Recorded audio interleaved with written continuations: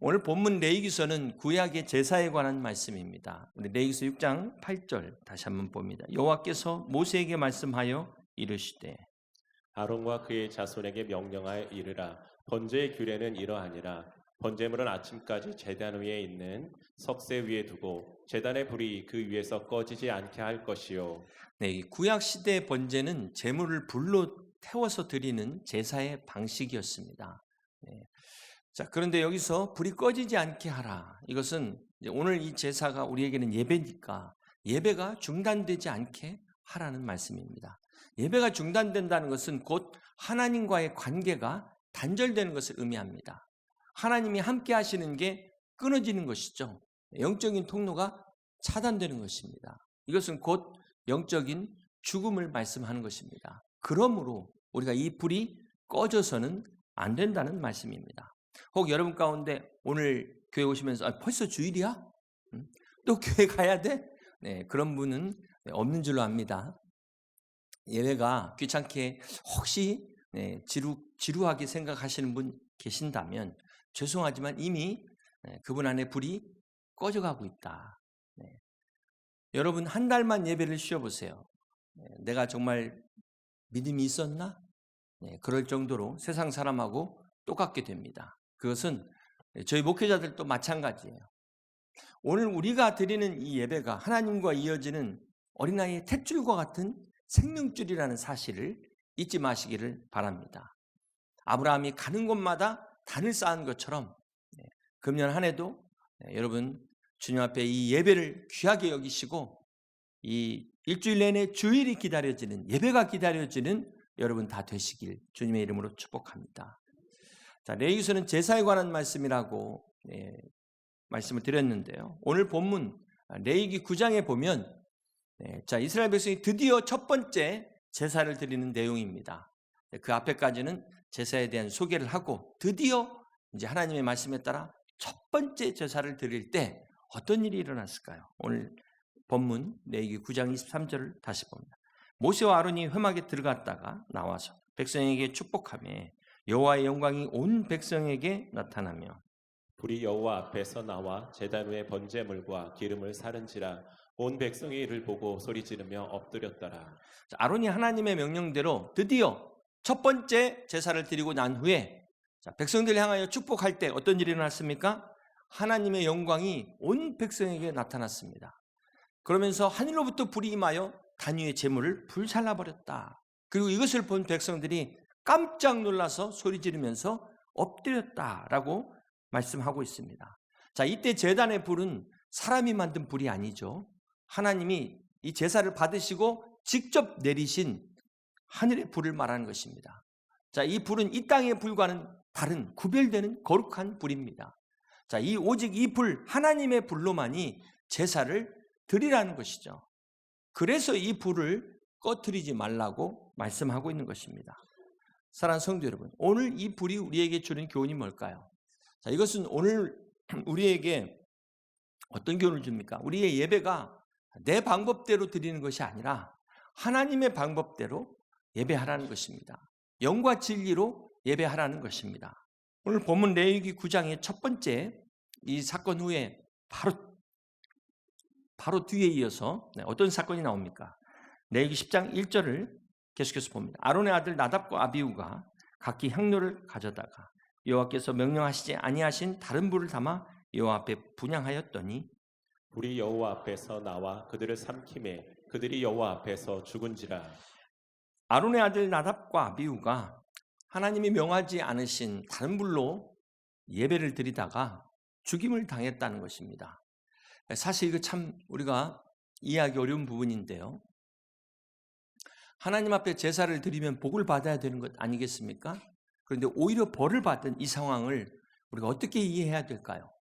나답과 아비후는 아론의 아들이죠. 제사장 가문으로서 얼마든지 제사를 드릴 수 있는 그러한 자격이 있음에도 불구하고 오히려 이 일로 인해서 죽임을 당한 것입니다.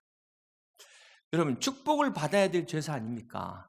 축복을 누려야 될 예배 아닙니까? 그런데 이 저주가 웬 말입니까? 도대체 이게 어찌된 일일까요? 민수기 26장 61절에 보면 나답과 아비후는 다른 불을 여호와 앞에 들이다가 죽었더라.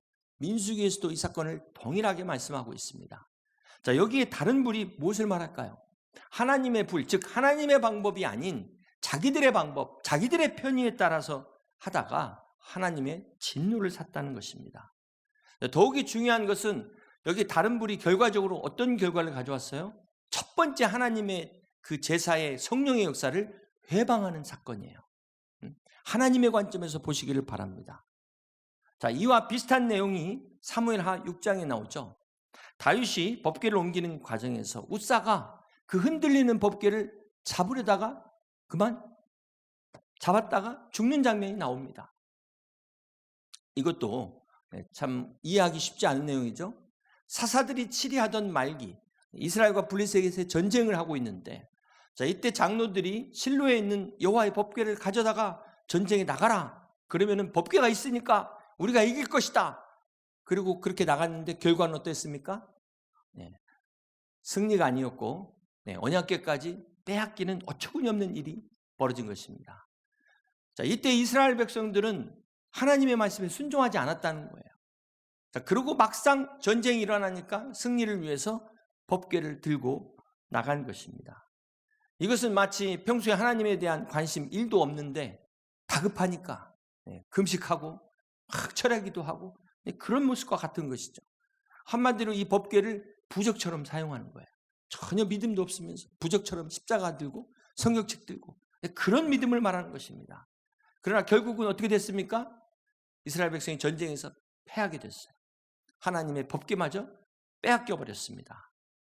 그래서 결국 하나님이 직접 나서시게 되잖아요. 그래서 하나님께서 블레셋에 재앙을 내리니까 어쩔 수 없이 그들이 다시 이것을 돌려보냅니다. 자, 이때 아비나답의 집에서 법궤가 20년을 머물게 되는데 다윗이 이 법궤를 드디어 찾아오게 되는 거죠. 왕궁으로 모시게 될 때 얼마나 기뻤겠습니까? 자, 그런데 이때 그 수레를 끌던 소가 흥분해서 뛰니까 법궤가 떨어지려고 하는 것을 웃사가 붙잡다가 죽은 거예요. 여러분 어떻게 생각하십니까? 하나님 너무하시는 것 같지 않아요? 아니, 웃사가 지금 법궤를 생각해서 법궤를 떨어지지 않도록 잡으려고 한 건데 이게 죽다니, 이게 무슨 말입니까? 우리가 여기서 깨달아야 될 중요한 교훈이 있어요. 아무리 내 의도가 좋아도, 아무리 선한 목적이어도 하나님의 법을 지켜야 된다는 것입니다. 하나님의 임재의 상징인 법궤는 하나님의 방법대로 운반하게 되어 있어요. 원래는 제사장이 어깨에 메고 가도록 된 것을 지금 자기들 생각대로 소가 끄는 수레에다가 옮기다가 사고가 일어난 것입니다. 이것이 오늘 우리에게 주는 교훈은 어떤 교훈일까요? 나는 예배를 도우려고 했어요. 예배의 선한 목적을 가지고 참여했어요. 그런데 아무리 의도가 좋아도 그것이 하나님의 방법이 아니면 차라리 안 하시는 게 낫다. 그렇습니다. 여러분, 특별히 우리 직분자들, 봉사하시는 분들이 이 말씀을 명심해야 됩니다. 웃사처럼 자기 생각대로 하다가 축복이 재앙이 될 수 있다는 거예요. 사랑하는 성도 여러분, 오늘 본문의 레위기의 이 불은 예수님께서 이 땅에 오심으로 성취됩니다. 바로 이 제단의 불은 사도행전 2장의 오순절날 마가의 다락방에 임하신 성령의 불을 상징하는 것입니다. 이 성령의 불은 하나님의 임재의 상징이요 하나님의 권능, 능력의 상징인 것을 믿으시길 바랍니다. 그러므로 오늘 우리 예배에 이 성령의 불이 임하시기를 주님의 이름으로 축복합니다. 다시 한번 여러분 심령에 부흥의 불이 타오르시기를 주님의 이름으로 축원합니다. 누가복음 24장에 보면 엠마오로 내려가는 두 제자의 이야기가 나옵니다. 주님이 십자가에서 운명하시자 그만 실망하고 낭망한 이 제자들이 엠마오로 가던 길에 누구를 만납니까? 부활하신 주님을 만나게 됩니다. 주님이 그들에게 찾아오셔서 말씀을 풀어주실 때 그들이 뭐라고 이야기하죠? 우리의 마음이 뜨겁지 아니하더냐? 우리의 마음에 불이 붙지 않더냐? 자, 이처럼 이 시간 우리의 심령에 성령의 불이 임하시고 은혜의 불이 다시금 회복되시기를 주님의 이름으로 축복합니다. 레위기 6장 13절에 불은 끊임이 없이 제단 위에 피워 꺼지지 않게 할지니라. 자, 이 불이 꺼지는 순간, 삼손의 머리카락이 잘리는 순간 어떻게 되었죠? 그의 능력이 떠나버린 것처럼 우리가 그리스도인으로서 모든 능력이 사라지게 되는 것입니다. 여러분 한번 생각해 보세요. 하나님의 불이라면 꺼지지 않아야 되는 것 아닙니까? 아니, 하나님의 불인데 하나님의 불을 왜 꺼지지 않게 하라고 말씀하실까요? 데살로니가전서 5장 19절에 성령을 소멸하지 말며 라고 말씀하고 있습니다. 이건 누구에게 주시는 말씀이죠? 성령을 받은 사람들에게 주시는 말씀이에요. 얼마든지 우리가 이 성령을 소멸할 수 있다. 물론 저는 한번 임하신 성령님은 결코 떠나지 않는 것을 믿습니다. 여기서 소멸의 의미는 성령이 충만하지 못한 상태, 내가 성령님을 지배하고 있는 이 상태, 내가 주인이 되어 있는 이 상태, 자, 이 상태는 성령님이 우리 안에서 근심하시고 탄식한다는 것입니다. 창세기 4장에 보면 하나님께서 죄를 지은 가인에게 뭐라고 말씀하십니까? 너는 죄의 소원을 다스리라고 말씀하십니다.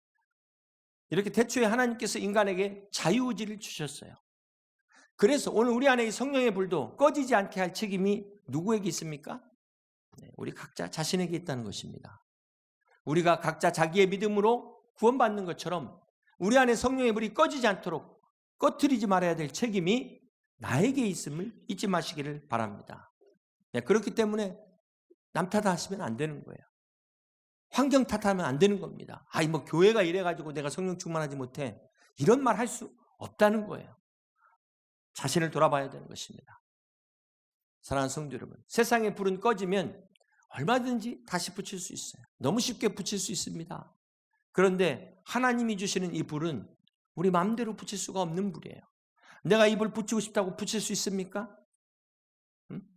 여러분, 혹 성도 중에 그 예수님과 함께 십자가 한편에 달려있는 이 강도, 구원받은 강도를 부러워하시는 분이 계시더라고요. 자기 맘대로 살다가 막판에 죽기 직전에 믿어가지고 구원받으니까 얼마나 좋냐는 거예요. 여러분, 그렇게 생각하십니까?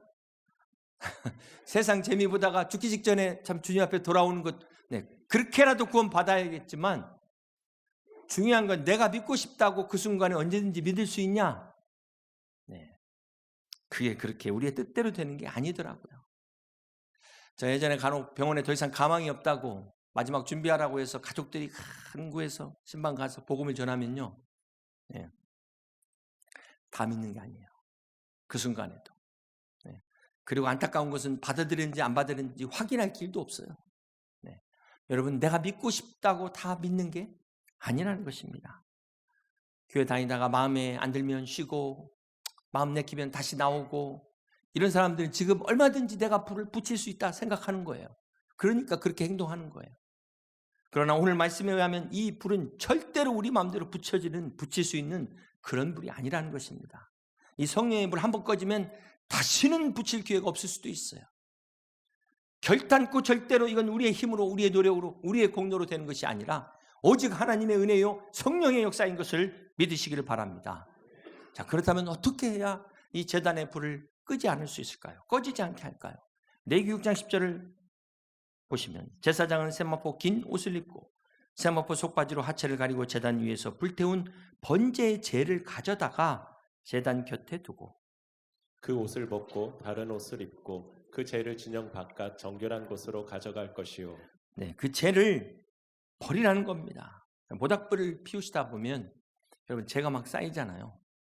화로에 그게 가득 차면은 이 불을 붙일 수가 없어요. 계속해서 불을 피우려면 타고 남은 재를 밖에 버려야 되는 겁니다. 자, 이 재가 바로 우리 죄를 상징하는 거예요. 이 죄를 치워야 되는 것처럼 우리의 죄를 치워야 되는 것입니다. 그래야 우리 안에 이 불이 꺼지지 않고 타오를 수 있는 거예요.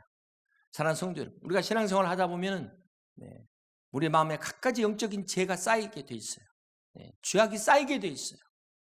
그렇기 때문에 우리가 주님 앞에 참 너무 염치가 없는데 그럼에도 불구하고 너무 자책하지 마시고 이 죄를 치워야 되는 거예요. 치워야.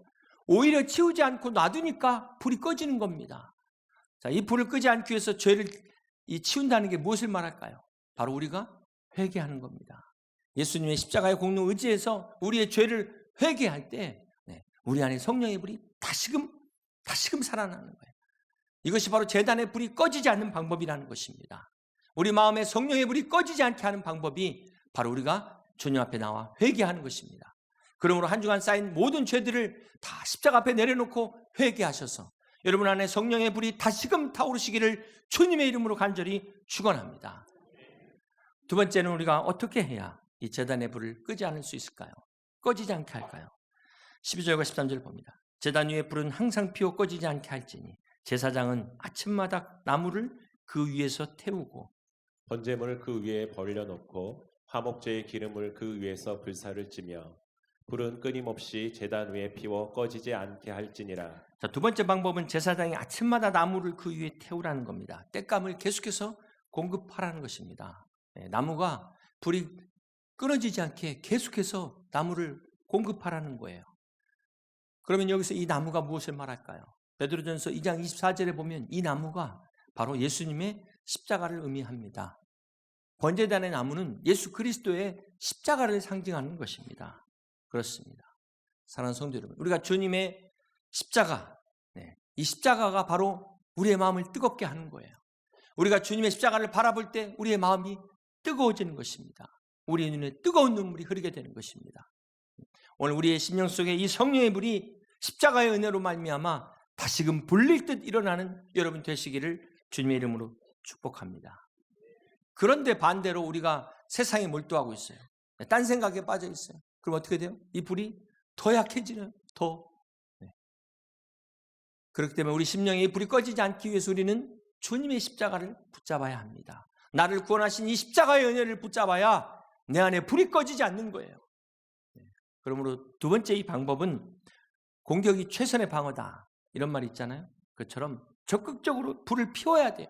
불을 키워야 되는 것입니다. 그래서 이때 땔감이 필요한데 이 땔감이 바로 우리가 주님 앞에 나와 예배드리는 것, 금요일날 기도에 나와 함께 기도하는 것, 여러분 성경 공부하는 것, 이게 다 우리 영적인 땔감을 공급하는 행위입니다. 여러분이 교회에서 열심히 봉사하는 것도 땔감을 대는 거예요. 그러니까 결국 봉사도 따지고 보면 누구를 위한 거다? 나 자신을 위한 겁니다. 나 자신을 위한 거. 그렇기 때문에 절대 교회 봉사는 취미생활이 되면 안 돼요. 취미생활 하다가 내 맘대로 하다가 어떤 결과가 온다? 나답과 아비후 같은 비극을 맞을 수 있다는 거예요. 우사처럼 재앙이 될 수 있다는 사실을 명심하시길 바랍니다. 그렇게 볼 때 봉사를 함부로 하면 안 된다는 거예요. 봉사가 중요한 게 아니라 이 봉사를 어떻게 하느냐가 더 중요한 거예요. 어떻게 하느냐. 그렇지 않으면 어떤 사람들을 교회 안에서 봉사하는 목적이 자기가 인정받기 위해서 봉사를 합니다. 이걸 다른 말로 하면 뭐라고 말할 수 있을까요? 자기가 영광 받는 거예요. 봉사를 통해서 하나님 앞에 영광을 돌려야 되는데 자기가 하나님의 영광을 가로채는 겁니다. 여러분, 하나님의 영광을 가로채는 죄를 무슨 죄라고 해요? 사단의 죄라고 하는 거예요. 사단의 죄. 어마무시한 죄가 되는 것입니다. 그래서 빌립보서 2장 12절에 그러므로 나의 사랑하는 자들아 너희가 나 있을 때뿐 아니라 더욱 지금 나 없을 때에도 항상 복종하여 어떻게? 두렵고 떨림으로 너희 구원을 이루라. 그렇습니다. 두렵고 떨림으로 너희 구원을 이루라. 우리의 구원이 미완성이라는 겁니까? 우리의 구원은 예수 그리스도의 믿음으로 완성되는 것이지만 완성된 구원 후에 성화의 삶을 이루라는 거예요. 그렇기 때문에 오늘 우리의 믿음이 구원으로 끝났다고 생각하시면 안 된다는 것입니다. 겸손한 믿음으로 각자의 구원을 이루어가는 이 성화의 삶을 오늘도 승리하시기를 주님의 이름으로 축복합니다. 세 번째로 우리는 어떻게 해야 이 제단의 불을 끄지 않을 수 있을까요? 에베소서 5장 18절에 보면은 유명한 말씀이죠. 술 취하지 말라 이는 방탕한 것이니 오직 성령으로 충만함을 받으라.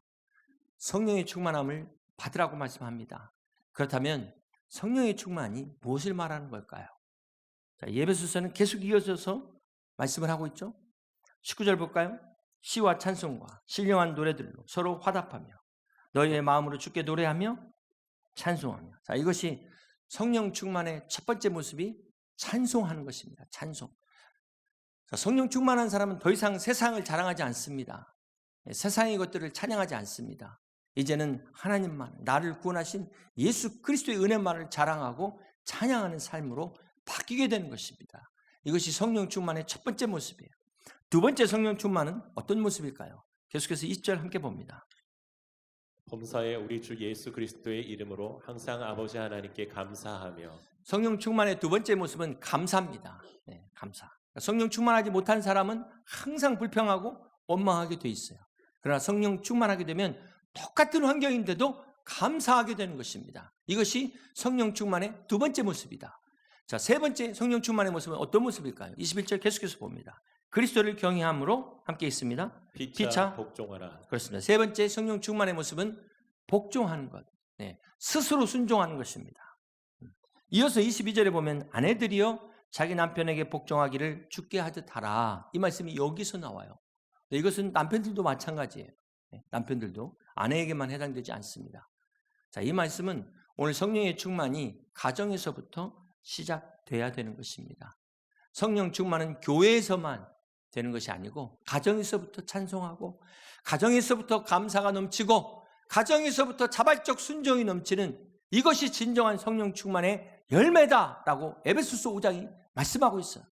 자, 그런데 골로새서에서 동일한 말씀이 나옵니다. 자, 골로새서에도 지금 말씀드린 에베소서 내용을 기억하시면서 함께 비교해 보시길 바랍니다. 자, 첫 번째 성령 충만의 모습이 뭐라고 그랬어요? 찬송이라고 그랬죠? 골로새 3장 16절 중반부부터 읽습니다. 시작. 시와 찬송과 신령한 노래를 부르며 감사하는 마음으로 하나님을 찬양하고. 첫 번째 찬양. 자, 두 번째 성령 충만의 모습이 뭐라고 그랬습니까? 감사. 17절 이어서 봅니다. 또 무엇을 하든지 말에나 이래나 다 주 예수의 이름으로 하고 그를 힘입어 하나님 아버지께 감사하라. 두 번째 감사. 세 번째는 뭐라고 그랬어요? 성령 충만의 모습이 복종하라. 18절 함께 있습니다. 아내들아 남편에게 복종하라. 이는 주 안에서 마땅하니라. 자, 이건 남편도 마찬가지라고 그랬습니다. 자, 골로새서도 에베소서와 순서가 동일하게 성령 충만의 모습이 찬송과 감사와 복종을 말씀하고 있습니다. 근데 한 가지 딱 차이가 있어요. 그 앞에 시작할 때 우리가 보시면 알겠지만 에베소 5장 18절은 오직 성령으로 충만함을 받으라. 그러면서 세 가지를 말씀하셨는데 골로새서에서는 아까 가로 나오죠? 골로새서 3장 16절 가로 하나 함께 읽겠습니다. 그리스도의 말씀이 너희 속에 풍성히 거하여 모든 지혜로 피차 가르치며 권면하고. 그렇습니다. 자, 에베소서의 성령의 충만은 골로새서에서 뭐라고 말씀하고 있어요? 그리스도의 말씀이 너희 속에 풍성히 거하는, 이거를 말하는 것입니다. 다시 말해서 성령의 충만은 말씀의 충만이다. 말씀의 충만이 곧 성령의 충만이라는 것입니다. 그러므로 우리가 계속해서 성령의 불이 끄이지 않고 성령 충만하기 위해서 어떻게 해야 됩니까? 말씀의 장작을 계속 공급해야 돼요. 계속해서 말씀을 듣고 말씀을 배우고 말씀을 묵상하고 말씀을 따라 사는 삶이 성령 충만의 삶이라는 것입니다. 그렇습니다. 사랑하는 성도 여러분, 혹 주변에 은사 가진 사람들이 그런 사람들 보시면은 특징이 있어요. 기복이 너무 심해. 꾸준하지 못하고 변덕이 너무 심해. 왜 그럴까요? 믿음의 기초가 말씀에 있지 않기 때문에 그래요. 말씀이 충만하지 못하기 때문에 그렇습니다. 이렇게 주로 은사나 보이는 어떤 현상에 집착하는 사람들은 결국은 바람에 유동하는 물결처럼 방황하는 신앙이 된다는 사실을 잊지 마시기를 바랍니다. 그래서 그 사람들이 결국 한 교회에 정착하지 못해요. 가장 큰 문제가 뭡니까? 하나님께서 교회를 섬기라고 은사를 주셨는데 그냥 영적인 교만에 빠져가지고 성령의 역사를 막 자기 멋대로 판단하고 비판하고 그러다가 마귀의 유혹에 넘어지는 것 아니겠습니까? 요리하라고 준 칼을 가지고 맛있는 음식을 만들어 섬기는 게 아니라 이 사람에게 상처 주고 저 사람에게 상처 주고 잘못 사용하고 있는 거예요. 오늘 우리는 성령의 충만함을 잘 분별하셔야 됩니다. 성령 충만은 무슨 감정 충만이 아니에요. 성령 충만이 막 눈에 뭐가 보이고 막 귀에 들리고 이런 은사적 현상이 아니라는 것입니다. 성령 충만은 말씀의 충만으로 어떤 삶? 찬송하는 삶, 감사하는 삶, 복종하는 삶. 이게 성령의 충만이에요. 이 성령 충만의 최고봉은 어디까지 가는 겁니까? 결국 그 자리가 순교의 자리예요. 순교. 이 순교는 내가 죽는 것에서 시작되는 것입니다. 이것이 진짜 성령의 충만이에요. 잘 분별하시길 바랍니다. 잘 분별하시길 바라요. 이제 말씀을 정리합니다. 사랑하는 성도 여러분, 오늘 내 안에 성령의 불이 꺼져 있지는 않습니까? 원인을 찾아야 되겠죠? 이 죄 때문에 불이 꺼지지 않았는지, 예배 생활이 제대로 되지 않아서 꺼져 있지는 않는지, 어떤 이유로도 우리의 예배가 중단되지 않도록 성령의 불이 꺼지지 않도록 기도하시기를 바랍니다. 사랑하는 성도 여러분, 오늘 우리의 심령에 번제단에 타오르는 불처럼 말씀을 통하여 부흥의 불이 타오르는 복된 성도 다 되시기를 주님의 이름으로 축원합니다.